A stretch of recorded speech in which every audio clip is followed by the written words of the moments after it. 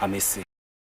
Biamono umulikito Josephat Hamisi asorobotirwa senchira yobo ikeranu gotigana na yubono umuwaziri w'uburimi kurwase Kaunti ya Kisii Margaret Obaga nigagende teneganga yokonyara gosira abalimi hasorgongo rwagusii na se Kaunti ya Kisii likonyara gwekinia kolengana ne serikali ya Kaunti ya Kisii nigobo igotigarete kubekemero biryo koneki uno mulimi nkonyara gokonyeka ase oburimi bwaye na konyara gokinia ligesaria ye litukoria rero Margaret Obaga nigata rensemo ya nyagesenda ase wodi ya sense awasangana abalimi kurwa sense meyo na kwa batebu na babegetemero bilisene asanyara kurobokonyi bwaye gucyase byombe aho bunenchiremo yokonyara kubisira na gusira oburimi ya sorgongo rwagusii.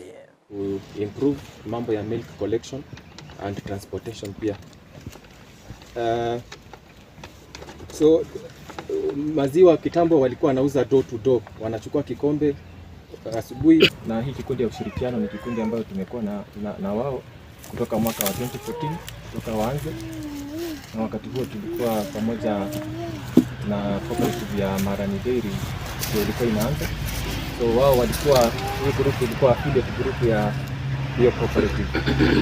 So vile cooperative kidogo ikakuwa na changamoto zake kidogo, wakafifia, but group iliendelea.